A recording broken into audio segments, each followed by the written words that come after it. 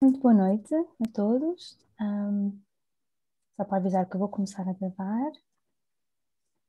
E mais uma vez, boa noite a esta nossa conversa com os embaixadores. O meu nome é Mariana e faço parte da comissão da PARSUC e esperamos, não é, que estas tertúlias sejam um espaço de partilha de experiências e é com muito gosto que eu vou começar a apresentar os nossos convidados de hoje e dou as boas-vindas aos embaixadores de Oxford, embaixadores da PARSUC, não é? Mariana Simões e Pedro Morales, que nos vão falar e depois do PhD.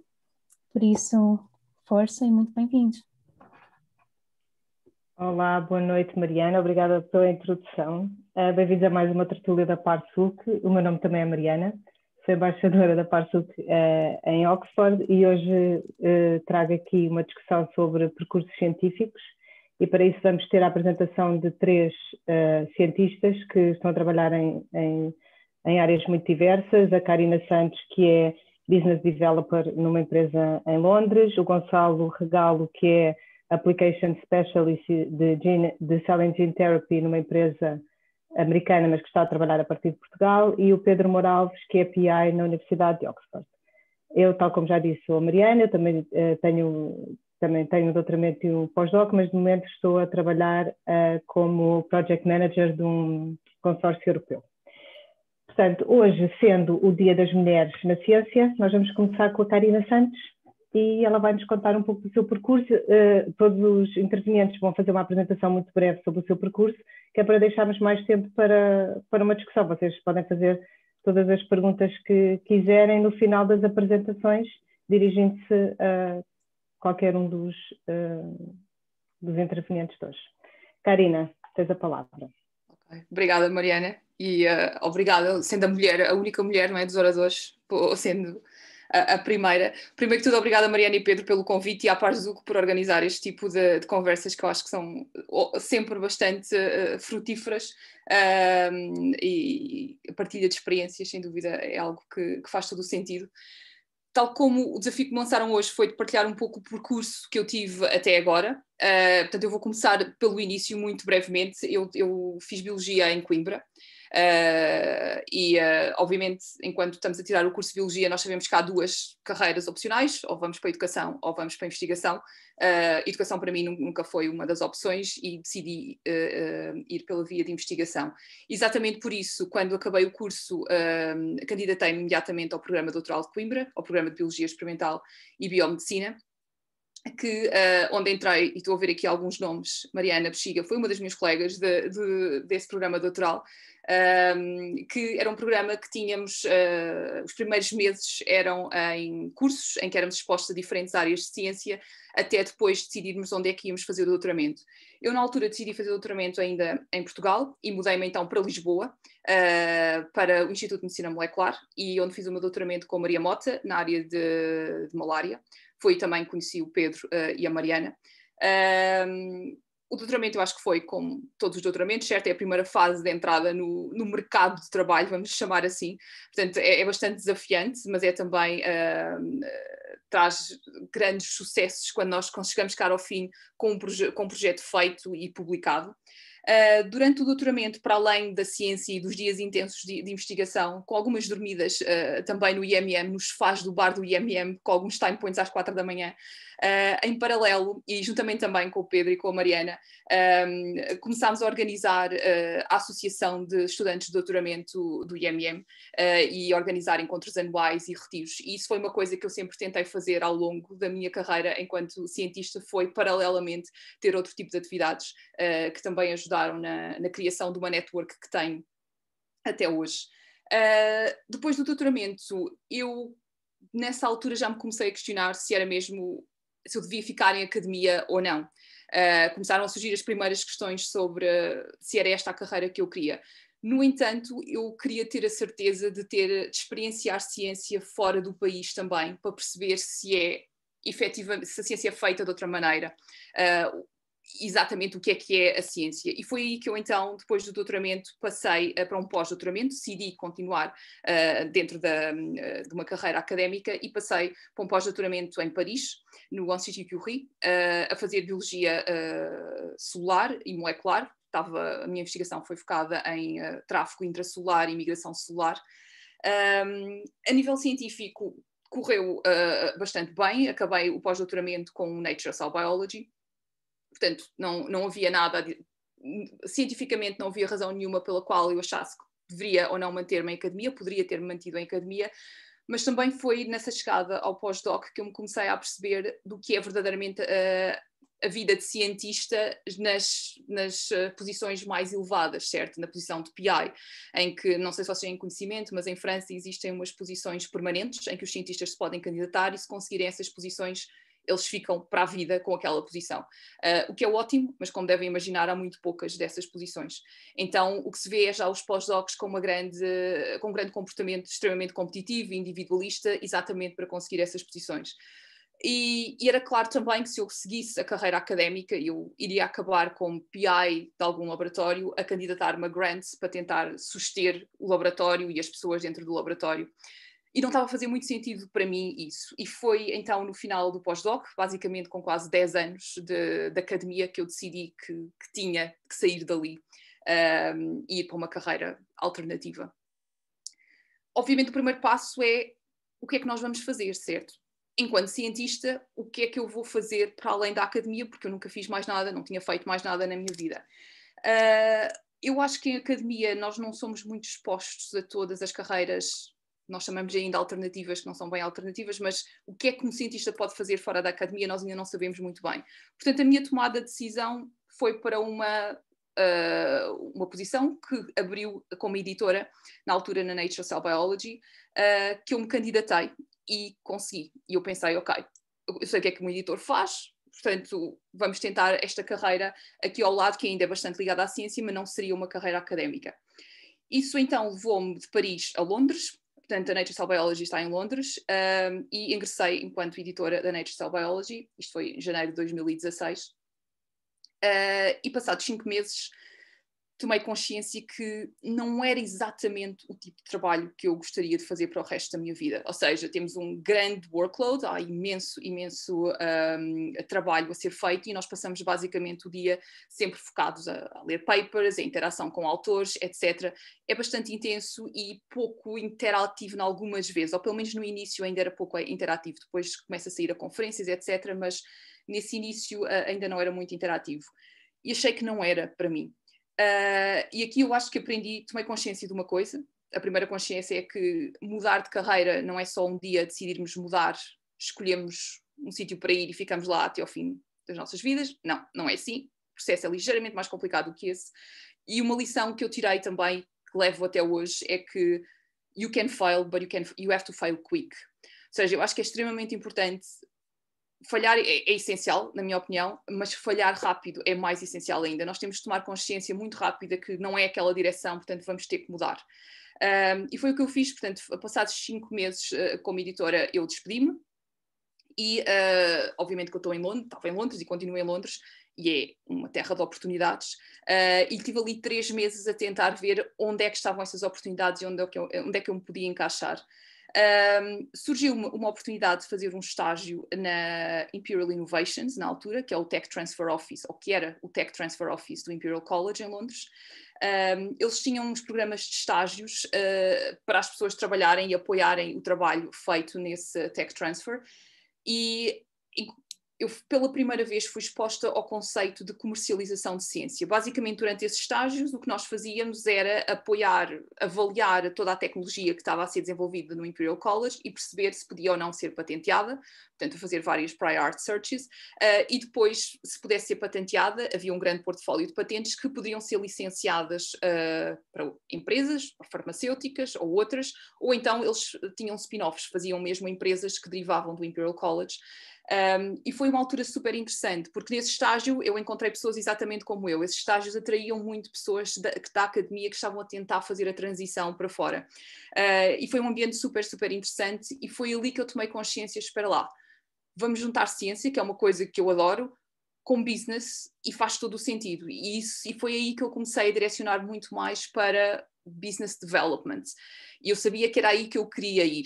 Obviamente que isto também não acontece de um dia para o outro. E a posição que me surgiu a seguir a esse estágio foi uma posição numa das charities que financiam biomedical research no Reino Unido, dedicada à área de perda da audição. E era uma posição de Translational Research Manager para gerir um esquema que, por um lado, financiava académicos e empresas que tivessem a desenvolver tratamentos de perda da audição, porque não existe absolutamente nada no mercado. Uma pessoa, se perder a audição, ou tem aparelhos auditivos ou implantes cocleares, não existem terapias regenerativas, não existe absolutamente nada, portanto é uma área super atrativa também.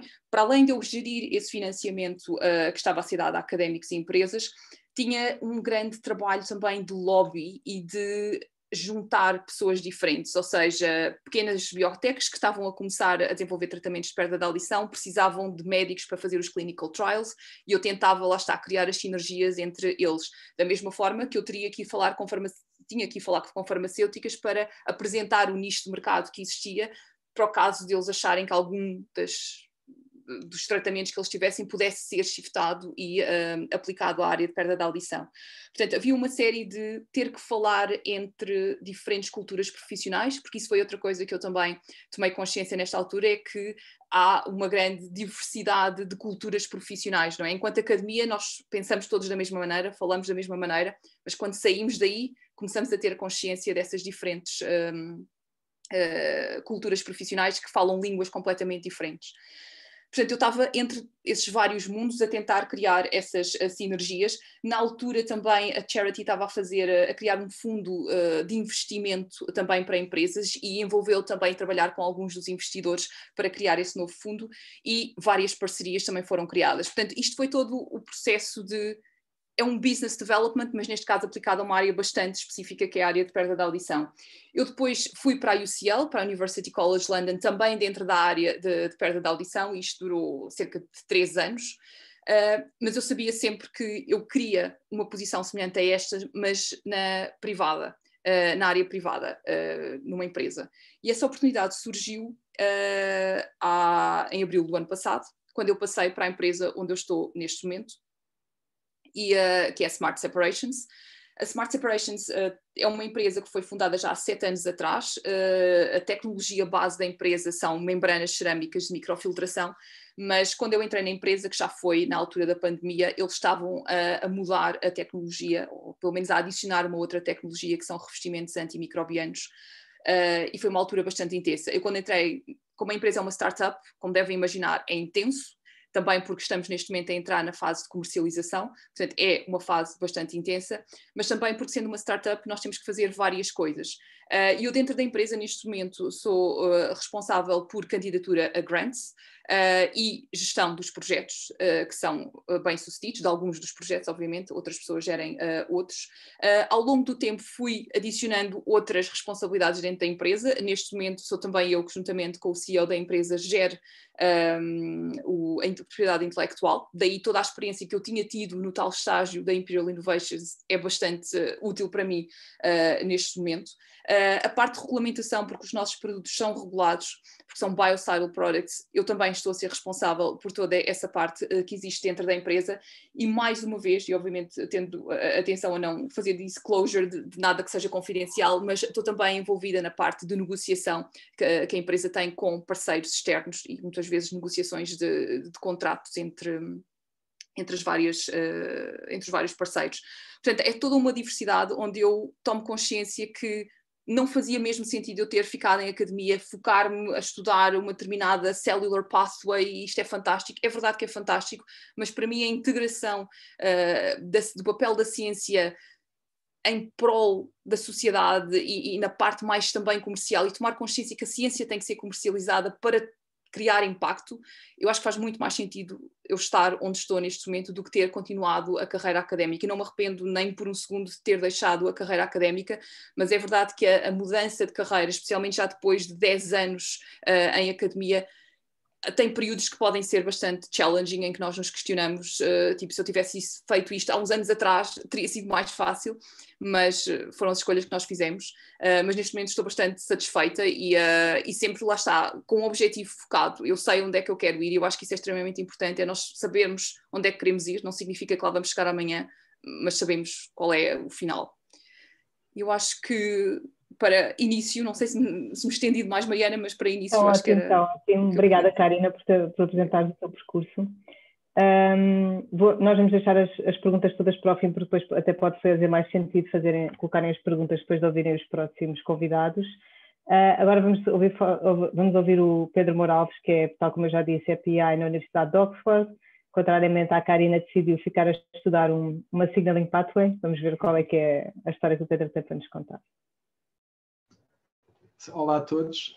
Então, contrariamente à Karina, nós tenho um percurso mais boring, porque segui sempre a linha da academia. Mas acho que esta linha, no meu caso, começou um bocadinho até antes da universidade. Começou no secundário, quando eu tive um professor que estava a fazer doutoramento na altura e que me estava a dar aulas e aparecia nas aulas com todo aquele entusiasmo que nós temos, ou pelo menos no início do doutoramento temos, de estar a fazer uma coisa nova, de partir para o desconhecido e tentar ter ideias novas. E isso ficou on the back of my mind, que era algo que eu gostaria de experienciar também. Depois decidi para a universidade, para estudar Bioquímica. Estudei na Universidade da Beira Interior e durante o curso de Bioquímica tive dois professores que me incentivaram mesmo muito a fazer investigação, porque lançaram um desafio uma vez numa das aulas, que era descobrir a cura para. E então vão para casa fazer um projeto e descobrir a cura para. E o meu projeto de cura para era SIDA. Na altura eu achava que ia resolver o problema da humanidade e que ia descobrir a cura para a SIDA. E pronto, eu apresentei um projeto que eu achava que tinha pés e cabeça e eles disseram que tinha algum fundamento, mas claro que, como tudo em ciência, tem que ser testado. Mas isto ficou na ideia, tem que ser testado, então eu quero testar isto. No final do curso fiz Erasmus na Holanda, foi a minha primeira experiência em investigação e adorei passar tempo no laboratório, fazer experiências e todos os dias estar a tentar ter resultados novos e aquilo que a Karina disse ainda há bocado, acho que é importante falhar e é importante falhar não só cedo, mas falhar bem e seguir, e a ciência é feita de falhantes também, infelizmente acho que atualmente com os timings é tudo muito rápido, não há tempo para falhar, mas acho que a ciência vive de falhantes e é com os falhantes que se avançam. Mas pronto, a seguir a esse Erasmus, voltei para Portugal e candidatei-me ao programa GABA da Universidade do Porto. Entrei no programa GABA, em que o primeiro ano também foi um ano inteiro a ter aulas de tudo e mais alguma coisa, das áreas todas, o que foi excelente porque deu um background científico em muitas áreas. Mas no final, quando tive que decidir ao laboratório para onde é que queria ir, eu tinha ainda lá aquele bichinho, bem, quero estudar HIV e quero testar a minha ideia. Pensava eu podia testar a minha ideia, então candidatei-me a vários sítios e fui fazer doutoramento. Comecei em Boston, num instituto dedicado só a HIV que havia na altura. Isto foi em 2005, fui para lá. A meio do doutoramento não gostei do sítio onde estava, disse, eu não vou ficar aqui, se não me sinto bem aqui, não é aqui que eu quero ficar. Houve uma pessoa que foi marcante nessa altura, e hoje falamos de mulheres em ciência, acho que houve uma pessoa que marcou imensamente a minha vida, foi a professora Maria de Sousa, que era a minha tutora na altura do GABA, e ela disse, o Pedro não vai desistir do doutoramento se eu ir falar consigo. E a Maria de Sousa foi ter comigo a Boston, de Portugal a Boston, e sentou-se comigo a beber um vodka, e temos a conversar, e ela disse, não, o Pedro acho que tem alguma razão, se não se está a gostar, mas dei-lhe mais uma oportunidade. E dei mais uma oportunidade e no final não gostei, e ela voltou-me a ligar e disse, não, Pedro, já decidiu, quer ficar ou não quer ficar? Eu disse, não vou ficar. E ela, ok, apoio a sua decisão. E na altura vim para Portugal, novamente, vim para o Instituto de Medicina Molecular, recomeçar o meu doutoramento, tinha 2 anos de bolsa para fazer um doutoramento, o que foi muito pouco tempo, mas pronto, durante esse processo conheci a Karina, como a Karina já disse, comecei a trabalhar em Host Pathogen Interactions e foi uma área que eu gostei bastante. Tive um side project durante o doutoramento que era tuberculose, fiquei entusiasmado com aquela área de investigação. Quando foi a altura de escolher para onde é que queria fazer o pós-doc, que para mim fazia sentido na mesma continuar nesta área, porque eu gosto mesmo muito de investigação, decidi candidatar-me ao laboratório, se calhar dos maiores na Europa, trabalhando em tuberculose, que era no Max Planck de Biologia de Infecção em Berlim, com um PI que já tinha 60 anos na altura, e eu achei que era o sítio indicado, porque eu queria trabalhar para um sítio onde não precisassem de mim, mas que eu pudesse tirar ao máximo, mas que não estivesse em cima de mim a vigiar-me basicamente em que eu pudesse ter as minhas ideias e que houvesse dinheiro para fazer coisas. E a minha ideia, quando fui para lá, era fazer um pós-doc de 2 anos, 2, 3 anos, porque eu imaginava-me passar 2, 3 anos concorrer a posições de grupo líder. Claro que esses 2, 3 anos demoraram 9 anos. Durante o processo, passado 2 anos, após estes 2 anos, eu tinha um paper em revisão e pensei, bem, quando este paper for aceito, vou-me começar a candidatar a outras posições. Só que o paper demorou 2 anos a ser aceito e durante esse processo de 2 anos comecei a trabalhar noutra coisa e essa outra coisa também não tinha acabado ainda, então comecei a ficar. Mas passado cerca de 6 anos comecei a candidatar-me a posições de PI em vários sítios. E acho que o bottleneck nesta área, quem quer seguir a academia não está na transição de doutoramento depois do PhD para pós-doc. Acho que todos nós conseguimos arranjar uma posição de pós-doc e acho que o grande bottleneck está na parte a seguir, pós-doc para PI, que existem muito poucas posições, existe muita competição, existem muitas políticas por trás também. E os timings são sempre muito apertados porque nós com 35 anos já passamos a ser velhos, porque já existem pessoas com 32, 31 que já estão nesse passo da carreira.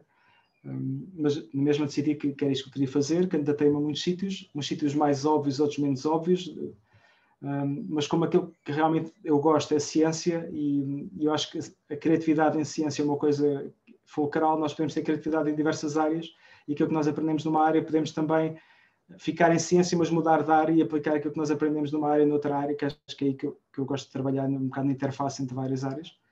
E pronto, e candidatei-me a Oxford para um instituto de Cancer Research. Eu nunca trabalhei em cancro anteriormente, mas aquilo que apresentei fez sentido nas entrevistas e pronto, estou lá há cerca de 2 anos, se bem que no último ano tenho estado em casa por causa da pandemia, estou a gerir um grupo à distância. Mas pronto, esta tem sido assim a minha carreira. Só dar dizer mais uma coisa interessante, que eu acho que é interessante. A Karina falou nós temos começado essa comissão dos estudantes de doutoramento e o link que existe com o Gonçalo também foi em Berlim. Eu também sempre fiz coisas paralelas à ciência, como a Karina mencionou.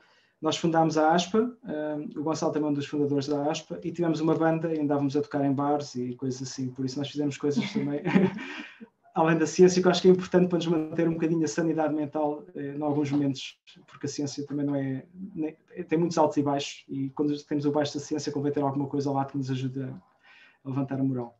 E pronto, esta é mais ou menos a minha experiência, e vou-me calar por agora. Obrigado, Pedro. Vamos então agora ouvir o Gonçalo, que de momento está em Portugal, mas que esteve vários anos fora, essencialmente na Alemanha. Obrigado, Mariana.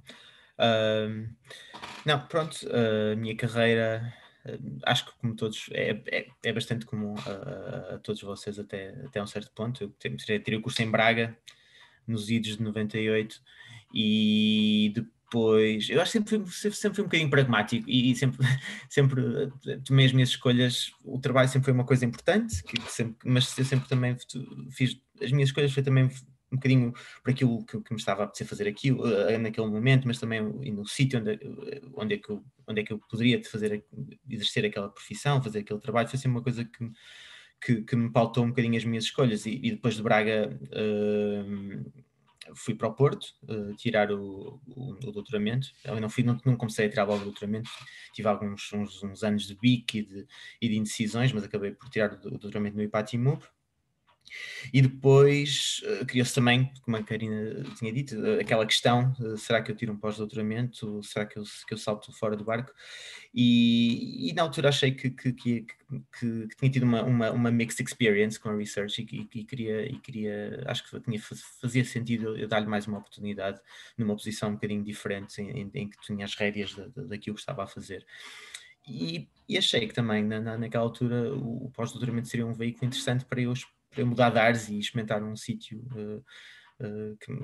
uma vivência diferente. E eu lembro perfeitamente de estar no Google, encontrei o meu pós-doc no Google, a pôr o transcription factor com que eu estava a trabalhar na altura, o desgraçado CBP Beta, ia pôr o nome do transcription factor e cidades onde é que eu queria viver, basicamente CBP Beta Nova York, CBP Beta Londres, e acabei por ter um match fantástico em Berlim, e as coisas aconteceram, e isso acabou por marcar marcar a minha vida, esse pequeno elemento random acabou por marcar um bocadinho as coisas daí para a frente.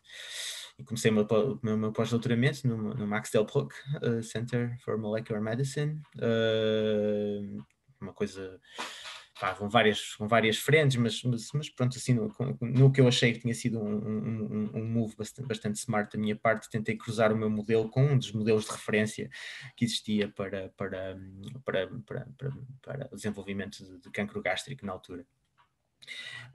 Pronto, ao fim de alguns anos essa escolha tornou-se de facto claramente errada, porque veio ao de cima que o meu principal colaborador tinha falsificado os dados onde eu estava a basear, portanto o grande modelo de referência não era modelo de referência nenhum, e eu gostava de fazer o draft do meu fantástico cell paper, acabei preso a uma situação desconfortável e apercebi-me rapidamente que não estava para aquilo e como se diz no Porto, bati um bocadinho mal e pronto, comecei à procura de alternativas e comecei à procura de como é que eu vou exercer aquilo que me motiva, a cell biology, não é? Como é que eu vou manter a ligação à ciência, manter o cérebro a funcionar e ao mesmo tempo explorar as outras alternativas e acima de tudo, pronto, com aquela dose de pragmatismo que sempre me pautou.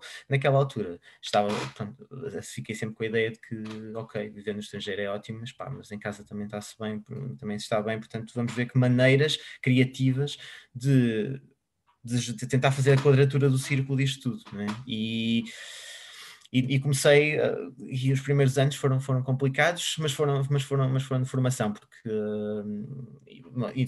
eu também pensei em muitas coisas, pensei em editor de revista, até mandei currículos. Uma coisa interessante neste ponto foi ter-me apercebido que há bolhas, não é? Que na investigação estamos numa bolha, temos uma linguagem, temos uns códigos que nós percebemos, mas a indústria que está ao lado tem outros códigos e eles não nos, e estas duas bolhas não comunicam assim muito bem e há vários preconceitos de lado a lado e há dificuldades na forma, portanto não é muito fácil passar ao fim de 12 anos de investigação, passar de uma bolha para a outra e essa foi a primeira aprendizagem. Passei muitos meses a afinar o currículo, a aprender a linguagem e acho que ainda estou a aprender, não cheguei não cheguei a um ponto em que a domine, não é? Começámos, a gente estava a falar outro dia, a tirar os pósteres e os congressos do CV, que não interessa a ninguém,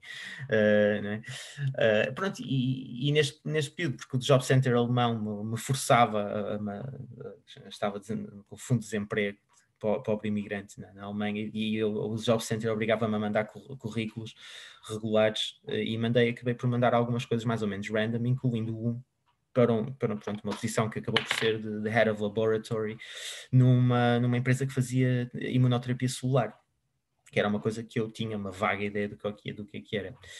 E pronto, e comecei, e o problema é que era, pronto, eu para até chegar a Portugal ainda fui para bastantes sítios, e este sítio era em Göttingen, no centro da Alemanha, deixei um bocadinho o Berlim, aliás tive uma posição, tive várias a fazer a viajar de um lado para o outro durante uns tempos, mas pronto, entrei num universo que não me tinha passado pela cabeça que eu iria gostar, que é o universo do ATMP Manufacturing, do GMP, da translação de processos biológicos que nós conhecemos muito bem, da bancada, dos protocolos, da investigação, e traduzir aquilo em processos farmacêuticos que levam à aplicação neste caso de produtos celulares num contexto clínico.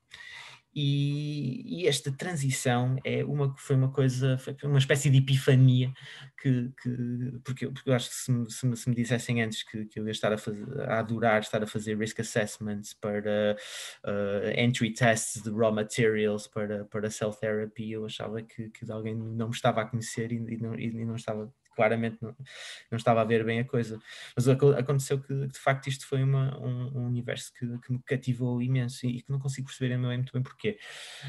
E pronto, foi uma steep learning curve. Eles era uma empresa que já trabalhava já com pacientes. Eu a empresa era pequenina, um bocadinho um ambiente startup, muitas posições acumuladas, e eu comecei a, pronto, a mexer-me no universo que pronto, além do Head of Laboratory, da minha uma equipa de 12 pessoas que eu tinha que gerir, comecei a acumular funções de quality, a perceber de quality, de QA, de QC, de qualificações, validations, IQ, OQs, documentation, uma data de tretas. A empresa ainda me pagou umas formações que foi ajeitosas, que deram jeito para perceber a bigger picture. Mas foi uma steep learning curve, tivemos audits de autoridades regulatórias em 2 anos, foi muito intenso, foi muito esgotante, e foi um bocadinho nessa altura que eu também percebi, não voltar ao meu pragmatismo. Eu estou aqui no meio da Alemanha, num sítio perdido, pronto, a posição é fascinante, mas isto tem que haver uma maneira melhor de eu fazer isto. E pronto, e neste período, um bocadinho de tentar voltar, basear-me, pelo menos voltar-me a basear em Berlim, arranjei uma posição pegando na história da qualidade, como consultor de GMP, em que basicamente, pronto, mas apercebi muito rapidamente, e voltando à Karina, do falhar depressa, eu rápido, pronto, eu tive basicamente 2, 3 meses nessa posição até me ter percebido que de facto aquilo não era para mim, porque era uma vida errante de passar de grande farmacêutica para grande farmacêutica em papéis pequeninos e mais ou menos irrelevantes, e já muito longe daquilo, e acima de tudo estava-me a chatear que eu estava de repente demasiado longe da ciência, ou seja, eu já não via células, eu já não estava a ler papers, eu já não tinha que perceber imunologia, estava-me a chatear claramente, e despedi-me basicamente. Voltei para Berlim naquela, pronto, vamos voltar à estaca zero, e isto há de ser alguma coisa. Mas acontece uma coisa muito engraçada, é que quando se sai de uma bolha para a outra bolha, a dinâmica altera-se completamente, e como a Karina também estava a referir, começamos a perceber que há outras posições, começamos a perceber que há vários níveis de como um produto, neste caso biológico, celular, pronto, há várias posições que não só estão na parte do manufacturing, mas também da comercialização destes produtos, da parte da quality, da parte da propriedade intelectual, da parte da translation, do tech transfer de mother companies e spin-offs para CMOs, começou a uma certa altura uma pessoa começa a falar por siglas, que é bizarro. Mas pronto, e apareceu uma posição que eu acho que eu também nunca, porque eu tinha uma data de linhas vermelhas para mim. Uma das linhas vermelhas era, eu não queria vendas, eu não queria ser vendedor, claramente. Portanto, sempre torcei um bocadinho o nariz a commercial organizations. Mas apareceu uma posição que na GE Healthcare na altura, que para application scientist, application specialist também, para apoiar o grupo de Cell and Gene Therapy. E eu apercebi-me uma coisa, pronto, a rapidez com que eu consegui essa posição também mostrou uma coisa, que é que o universo do Cell and Gene Therapy era uma coisa, deixou de ser de nicho, e passou a ser uma coisa muito mais mainstream. E houve uma data o facto de haver, neste momento, de estarem a ser já comercializadas os primeiros medicamentos à base de células vivas, com as chimeric antigen T-cell receptor therapies da Novartis e da Kite e não sei o que. Portanto, começou a ser o que era uma coisa de nicho, passou a ser mainstream, e começou a ser basicamente o nascer de uma indústria que baseada na indústria dos biológicos, de utilizar CHO cells para produzir anticorpos e esse género de coisas. Começou a nascer uma experiência, uma indústria à parte, e eu por estes acasos acabei por ter uma coisa que é muito rara, que é first hands-on experience na gestão de uma destas unidades de produção de terapias celulares. E pronto. Isto foi muito interessante na altura para o meu empregador, para a GE Healthcare, e o que é que me permite? A posição de Applications Specialist é um bocadinho voltar ao pragmatismo. Não é uma posição ideal, mas é uma posição de charneira, em que estamos a meio entre marketing, R&D e vendas, basicamente, e coordenamos aqui uma data de coisas. No mínimo, trata-se de fazer trainings e qualificações e apoiar clientes no uso e na aplicação dos produtos destas empresas. O que eu me apercebi é que é uma posição que dá imensa flexibilidade e permite-me influenciar muitas coisas que estão à minha volta, e com a minha experiência isso acabou por dar um gozo tremendo. Pronto, o senão, que na altura não era senão, mas que nestas posições são field-based, e há muitas destas posições field-based que envolvem bastantes viagens, bastantes locações.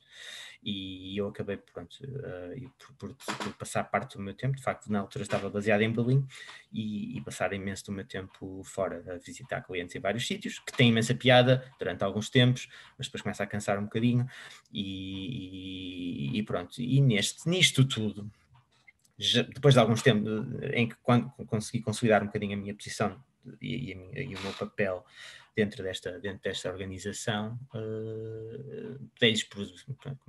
deitei um bocadinho o barro à parede, como se costuma dizer, e perguntei, olha, já que estou a trabalhar desde Berlim e passo a vida a viajar, faz-vos diferença de eu viajar ali do aeroporto Francisco Sá Carneiro em vez daqui de Tegel?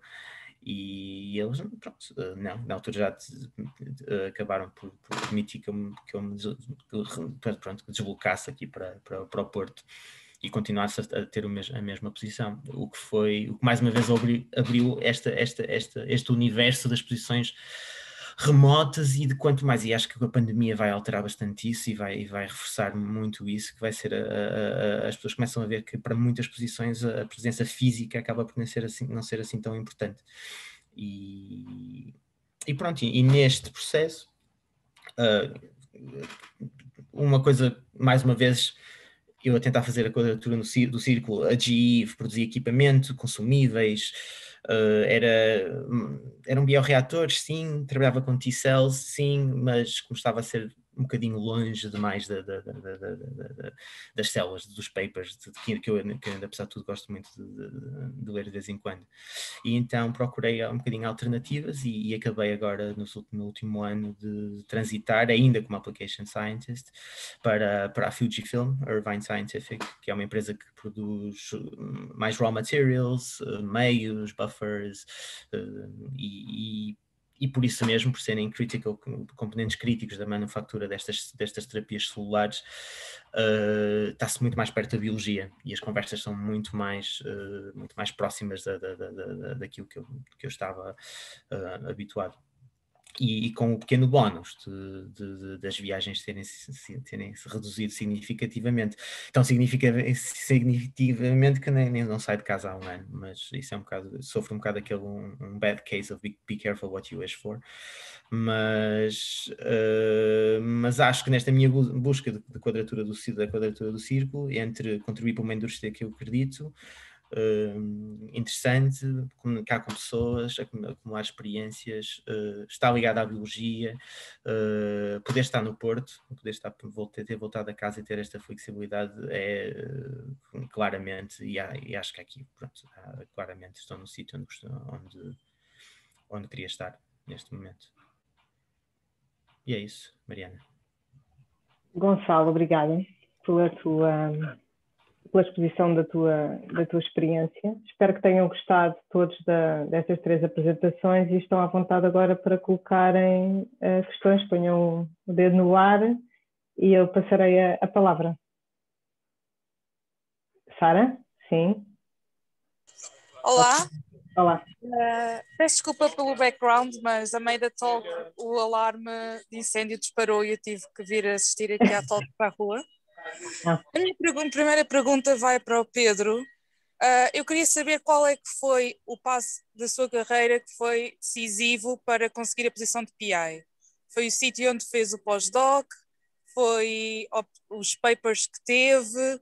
Foi a proposta que apresentou de investigação? Ou foi o networking que tinha?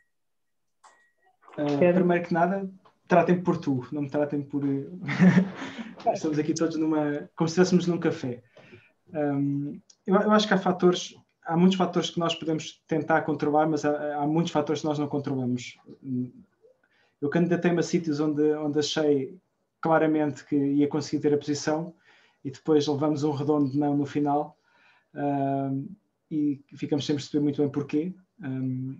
Candidatei-me a outros sítios que achei que nem sequer ia ser chamada a entrevista, foi chamada a entrevista, por isso eu acho que houve uma pessoa que, quando eu estava a fazer o pós-doc, que era um diretor lá do Instituto também, que disse, candidata-te a muitos sítios porque vais aprender coisas, para já com as entrevistas vais aprender, e é aquilo que por acaso não estava a falar com o Gonçalo e com a Karina, que também nós não temos um CV, temos vários CVs, e quando estamos a candidatar para um PI também temos vários projetos e temos várias ideias, a forma como nós vendemos as ideias e aquilo que queremos fazer depende do sítio para onde nos vamos candidatar. Mas com isto tudo, claro que é importante termos uma experiência numa área para podermos usar isso como nossa base da pirâmide para candidatar. Não vou dizer que os papers não ajudam, os papers ajudam, acho que imenso, mas existem posições e alguns institutos estão à procura mais da ideia do que dos papers que tens. Os papers podem te ajudar a ir à entrevista, mas também a forma como escreves podes compensar a falta de papers. Onde os papers são mais importantes é depois na parte de financiamento, que embora se diga e as entidades digam sempre que os papers não interessam, mas depois vemos que quando candidatamos a financiamento que muitas das partes da avaliação são os papers. Acho que o mais importante, o que eu quero dizer com isto é ter uma ideia daquilo que se quer fazer, e não ter medo de candidatar aos sítios e chegar lá e dizer porque é que eu quero fazer isto aqui, o que é que vocês ganham em ter-me aqui e o que é que eu ganho em estar aqui. Porque se formos sempre só numa de que eu vou ganhar muito em estar ali, ok, mas a instituição ganha o quê em trazer-te para aqui? Acho que temos que... Houve um dos meus... O meu chefe de pós-doc dizia isso, que era nós temos de tentar ser arrogantes sem ser arrogantes, que é dizer eu trago alguma coisa de novo, sou bom nisto, mas não ser arrogante, não é? E estar sempre aberto a criticismo, não sei como é, o português já me falha. Pronto, acho que é um bocadinho por aí. Acho que há muitos fatores que podem influenciar a escrita como é que nós apresentamos o projeto, as pessoas que conhecemos, sem dúvida, ajuda imenso, porque muitas das posições, isso aconteceu comigo, algumas das posições nós candidatamos e às vezes já alguém foi escolhido porque simplesmente tiveram que abrir essa posição, por isso quanto mais pessoas conhecemos, se calhar mais dessas posições vamos saber antes de elas querem abrirem, por isso já vamos estar one step ahead. E o mundo da ciência é muito grande, mas é muito pequeno, e houve uma coisa que a professora Maria de Sousa também que nos dizia sempre, que era não fechem portas, porque essa porta que estão a fechar agora, no futuro podes vir a dar...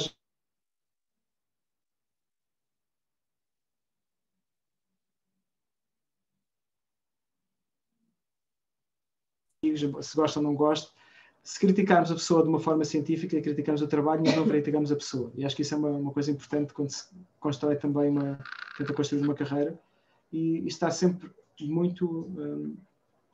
e está sempre aberto a colaborar com pessoas. Isto também é mais valia para os institutos. Quando candidatamos a um sítio, se trazemos uma network, se não somos só nós, teremos uma network de 30 pessoas com quem trabalhamos, esse instituto vai ganhar porque não traz só uma pessoa, na realidade traz 30 pessoas. Né? Acho que isso são tudo mais valias, mas pronto, já me estava a estender. Não vou... A Mariana estava a mandar calar. Bom, então a Mariana também tem uma pergunta. Mariana, se quiseres agora fazer a tua pergunta. Tenho, muito obrigada. Se calhar esta pergunta vai ser extremamente óbvia para vocês, mas eu, como sou de humanidades, estou muito curiosa para perceber o que é que, enquanto estudantes, não é? E vocês, como já estão a trabalhar numa posição para além do doutoramento, que conselhos é que têm para estudantes que estão agora a fazer o doutoramento e para early career researchers, de que tipo de armas, pronto, entre aspas, não é, que nós nos podemos munir para depois, quando sairmos desta posição, as pessoas que nos avaliarem, que estiverem do outro lado, não é, fazermos a entrevista, do que é que as pessoas estão à procura, tanto na academia como fora, e principalmente fora da academia, do que é que as pessoas querem ver nos nossos currículos. Era isso. Eu se calhar peço à Karina para responder a esta pergunta. Sim, eu posso começar, não sei, depois o Gonçalo também terá essa experiência mesmo fora da academia.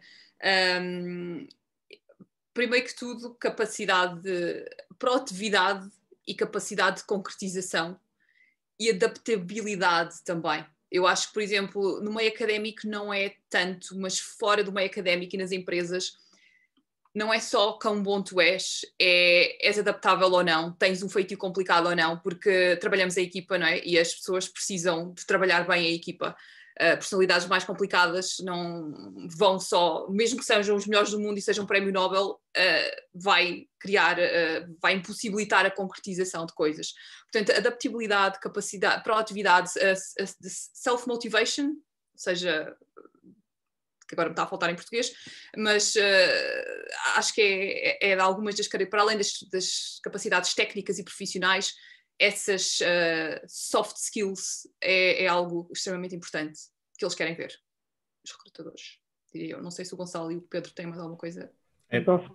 Concordo, as soft skills, claramente. Daí quando eu estava a falar do limpar o CV dos posters e das conferências, a certa altura os CVs vão começar a ficar radicalmente diferentes daquilo que nós estávamos habituados, em que eu deixei de pôr o título do meu projeto e passei a só pôr porque tinha, e acaba por haver aqui um elemento de saber colocar as coisas e de saber comunicar o valor que temos, e nós somos como cientistas, somos precisos, e há aqui um elemento de colocarmos o nosso valor de outra maneira. O clássico, eu tinha 2 técnicas de laboratório a trabalhar para mim no meu pós-doc em Berlim.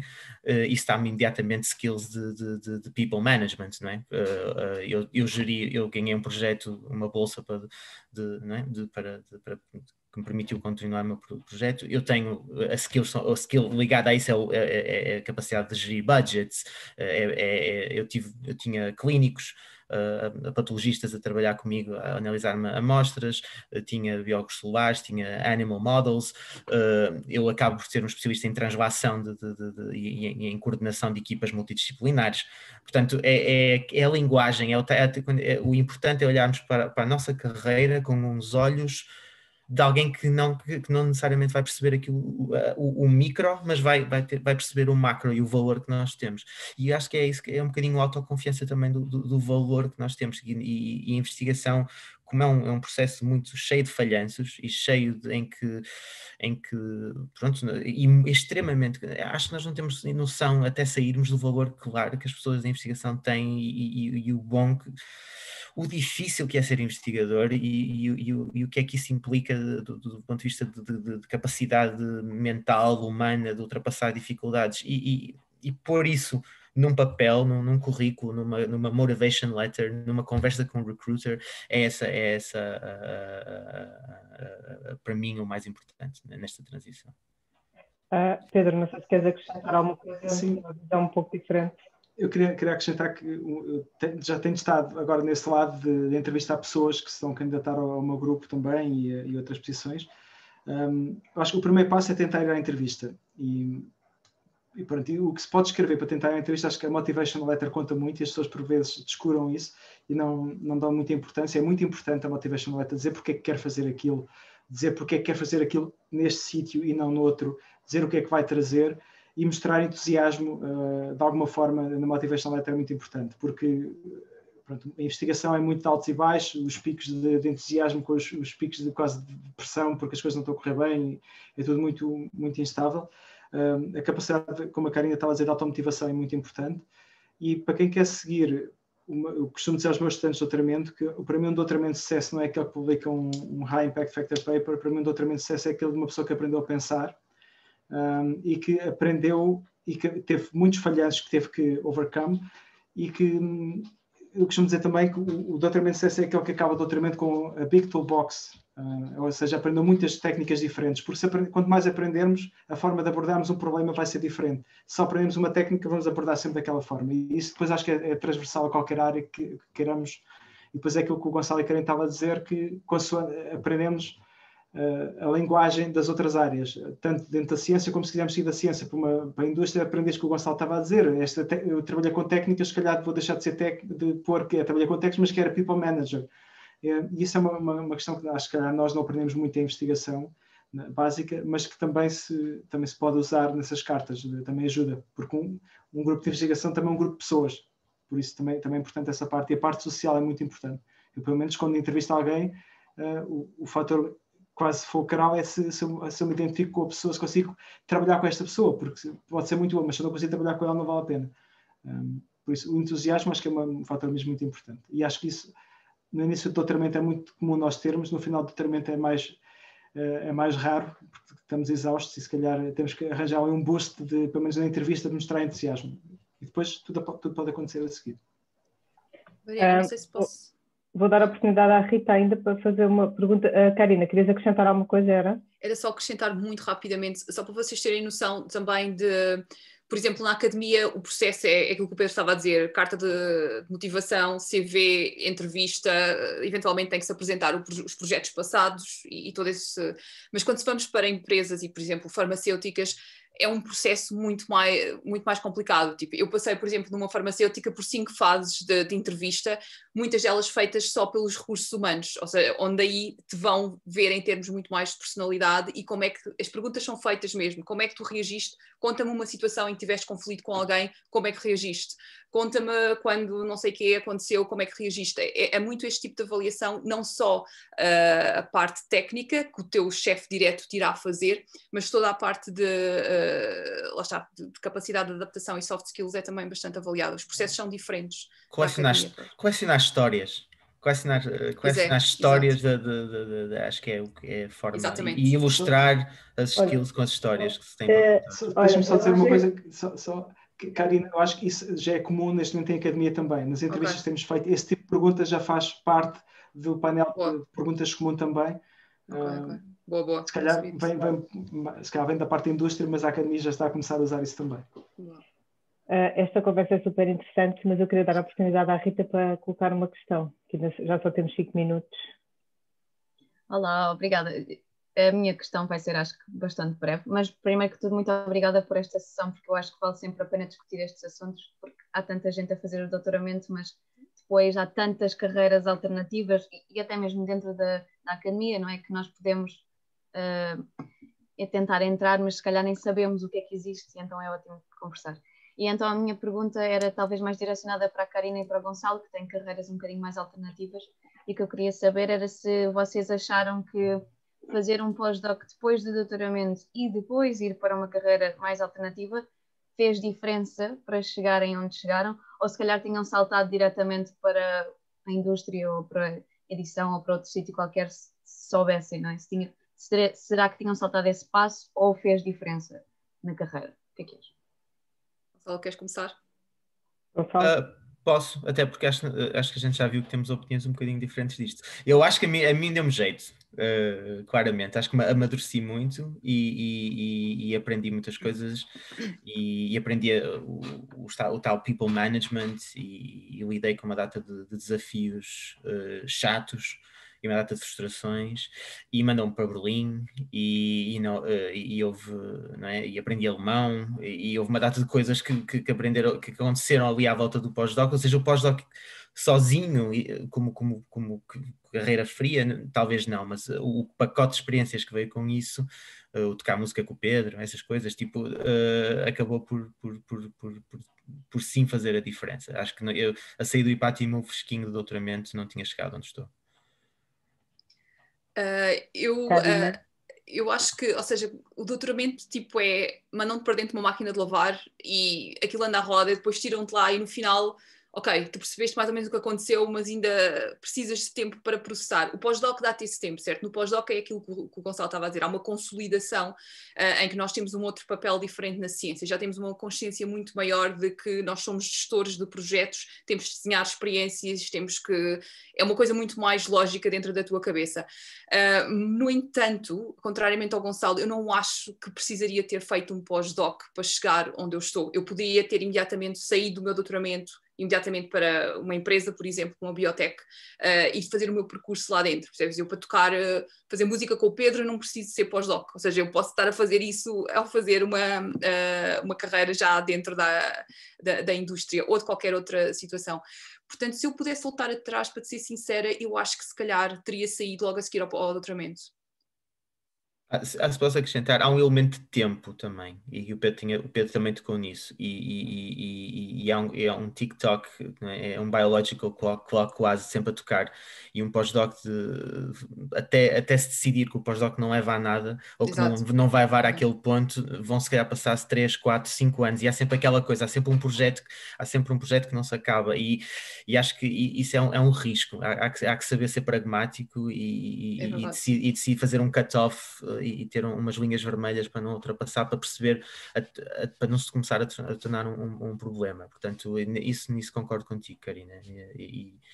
E sim, de certa forma as opções e as carreiras podem ser feitas em paralelo, claramente, também, já fora do ambiente académico.